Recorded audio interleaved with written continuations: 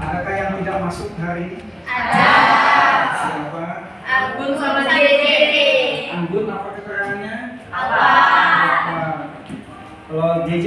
Sakit. Sakit, maka kita doakan mudah-mudahan JJ segera sembuh dan dapat sekolah seperti ini. Amin. Yang diberikan. Nah, baik, kali ini kita akan bagaimana memahami gaya belajar dan strategi belajarnya. Jadi sering kita membaca buku tetapi tidak ingat apa yang kita rasakan. Ya tadi karena kaitannya dengan gaya belajar tadi.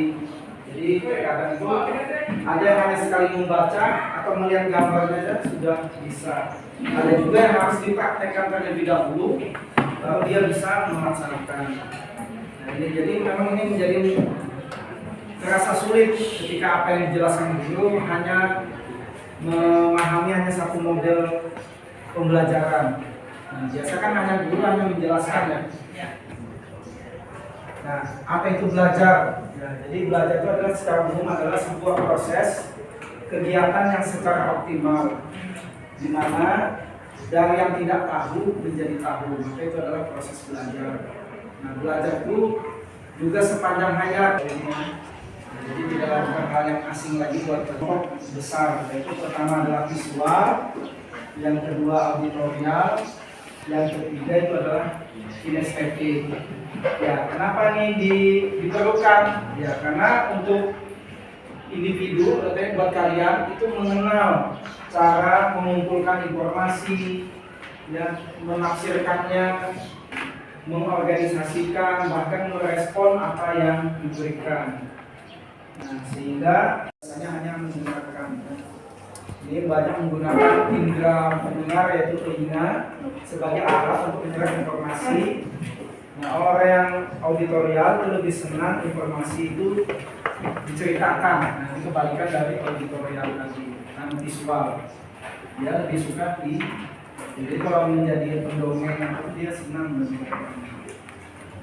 Ya, nah, kita lanjut ke gaya belajar yang terakhir, yang ketiga. Itu adalah gaya belajar kinestetik. Nah, ini dia lebih menekankan pada praktek langsung. Jadi apa yang dia pelajari itu harus dia alami secara langsung. Nah, ini kaitannya dengan tadi. Setelah kalian mengetahui gaya belajar kalian, maka di sini ada beberapa tips yang bisa kami bagikan.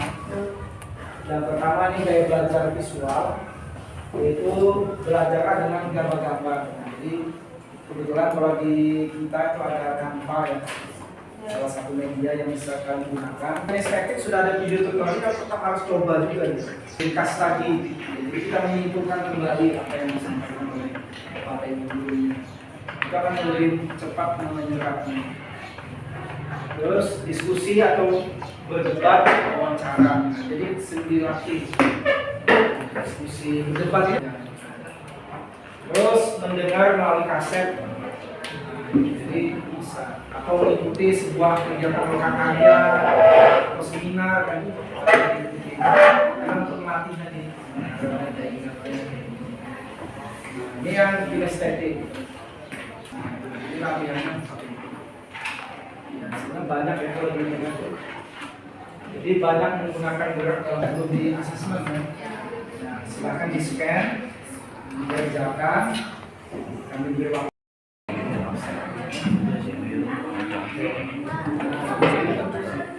Ya,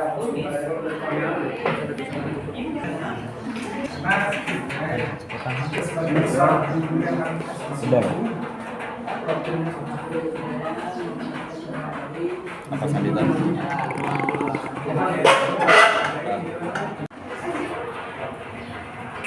Ya baik, setelah kita mengisi asesmen ini ya, nah maka kegiatan layanan informasi ini kita sudahi. Mudah-mudahan ini menjadi hasanah baru atau informasi baru buat kalian. Jadi ini akan memperkaya bagaimana kalian belajar di kelas maupun di rumah. Ya, kami akhiri. Assalamualaikum warahmatullahi wabarakatuh. Waalaikumsalam warahmatullahi wabarakatuh. Perkenalkan, saya Nuritan Fauziah dari kelas 11 Multimedia. Jadi, tadi di kelas kami ada penyampaian materi nih mengenai gaya pembelajaran dan strategi belajar. Strategi belajar dan gaya pembelajaran ada 3, yaitu auditorial, visual, dan kinestetik. Nah, jadi gaya pembelajaran saya itu apa sih? Gaya pembelajaran saya adalah visual. Visual itu apa saja? Jadi gaya pembelajaran visual itu apa ya? Gaya pembelajaran visual adalah gaya pembelajaran yang rata-rata menggunakan gambar. Jadi saya kalau belajar gak ada gambar itu kayak saya susah menerima pembelajaran. Nah, apabila tidak ada gambar, saya jadi merasa bosan dan merasa tidak mengerti apa yang diberikan oleh guru. Itu saja dari saya akhiri. Wassalamualaikum warahmatullahi wabarakatuh. Warahmatullahi wabarakatuh. Perkenalkan, nama saya Gerald Aurel Julian Nova. Saya perwakilan dari kelas 11 multimedia. Kesempatan saya untuk berdiri di sini sedikit menjelaskan tentang materi visual, auditorial, dan kinestetik seperti yang dijelaskan oleh guru kami pembimbing yaitu Pak Rahmat. Nah, saya berdiri di sini sebagai contoh saya seorang auditorial. Apa sih auditorial? Nah, kalian pastinya belum tahu kan auditorial itu apa. Nah, auditorial itu adalah seseorang yang lebih suka mendengarkan penjelasan daripada membaca buku, terus mempraktekkan secara langsung. Yang pertama, kelebihan. Nah, kelebihan dari seorang auditorial itu adalah lebih cepat mempermahami informasi yang disampaikan oleh guru-guru tersebut. Nah, kekurangannya apa sih? Kekurangan yang pertama yaitu benci dengan kebisingan tersebut, terus benci dengan gangguan-gangguan dari luar, tidak suka dengan keributan.